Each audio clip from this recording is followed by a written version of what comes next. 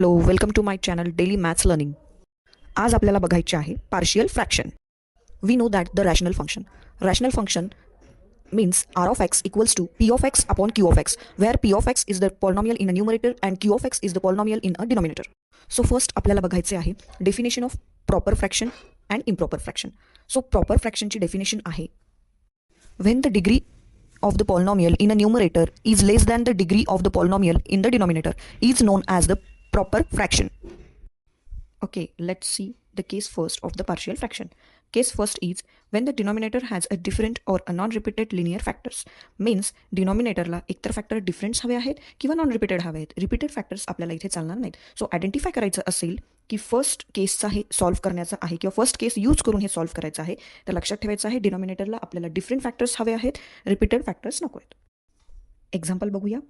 Resolve into a partial fraction x+4 upon x in bracket x+1. हे आहे केस फर्स्टचं example. यामध्ये आपल्याला आधी अननोन फॅक्टर्समध्ये इक्वेशन नंबर 1 लिहून घ्यायचे आहे. So x+4 upon x in bracket x+1 equals to a upon x plus b upon x+1. So x is the first factor and x+1 is the second factor. So आता आपल्याला next जी step करायची आहे ती आहे LCM. So by taking LCM on a both sides we get what we get. So आपण आता बघूया. LCM आहे आपला x इन ब्रॅकेट x+1. तो आपण दोन्ही बाजूला म्हणजेच LHS अँड RHSला जर घेतला तर आपल्याकडे स्टेप येते x+4 upon x in bracket x+1 equals to.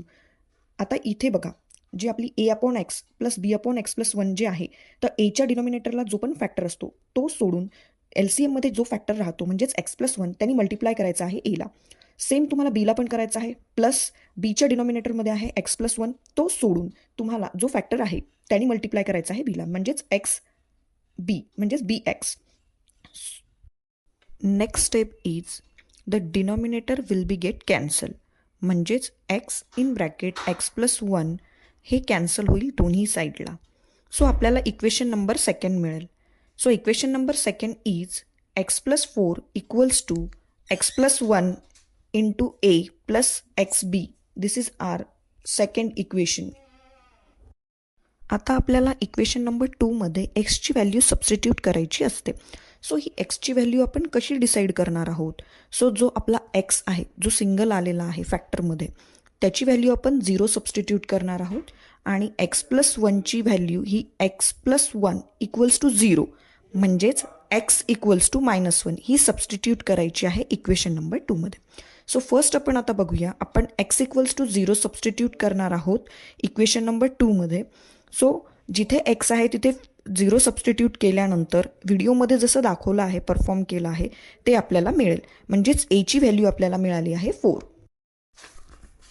एक्सची value -1 equation number 2 मध्ये सबस्टिट्यूट केल्यानंतर ज्याप्रमाणे आपण इथे स्टेप्स सॉल्व्ह केले आहेत एक्सची व्हॅल्यू आपल्याला सबस्टिट्यूट करायची आहे -1.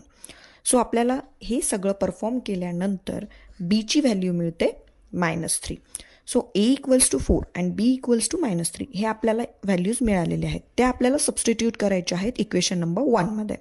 सो आपलं फायनल आन्सर असेल x+4 upon x in bracket x+1 equals to 4 upon x plus -3 upon x+1. This is our final answer. आता आपल्याला नेक्स्ट एक्झाम्पल बघायचं आहे. x² plus 4x plus 1 upon first bracket is x-1, second bracket is x+1 and third bracket is x+3. या एक्झाम्पलमध्ये 3 factors आहेत त्यामुळे आपल्याला unknowns हे 3 घ्यावे लागतील a, b आणि c. LCM त्यानंतर सेम स्टेप असेल taking LCM on both sides we get. त्यानंतर जी स्टेप आपण सेकंड याच्यासाठी लिहिली होती जसं LCM घेतल्यानंतर एच्या डिनॉमिनेटरमध्ये एक फॅक्टर आहे x-1, तो सोडून त्याच्या मल्टिप्लिकेशनमध्ये 2 फॅक्टर्स घ्यायचे आहेत. सेम बीसाठी सुद्धा करायचं आहे आणि सीसाठी सुद्धा करायचं आहे. त्यानंतर आपल्याला इक्वेशन नंबर 2 मिळेल. मग फर्स्ट आपल्याला सबस्टिट्यूट करायचं आहे. मी इथे सेकंड फॅक्टरवरून व्हॅल्यू आधी x+1 इक्वल्स टू 0 घेऊन ती व्हॅल्यू आपण जेव्हा ट्रान्सपोज करतो तेव्हा x इक्वल्स टू -1 येतं ती सबस्टिट्यूट केली आहे. पण तुम्ही फर्स्ट फॅक्टरवरून सुद्धा जाऊ शकता. सो फर्स्ट फॅक्टरवरून आपण x इक्वल्स टू सबस्टिट्यूट करणार आहोत +1.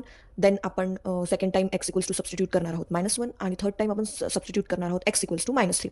हे सबस्टिट्यूट केल्यानंतर तुमचे काय आन्सर येतात ते मला कमेंट बॉक्समध्ये सांगायचं आहे. व्हिडिओ जर आवडला असेल तर लाईक, शेअर आणि सबस्क्राईब करा.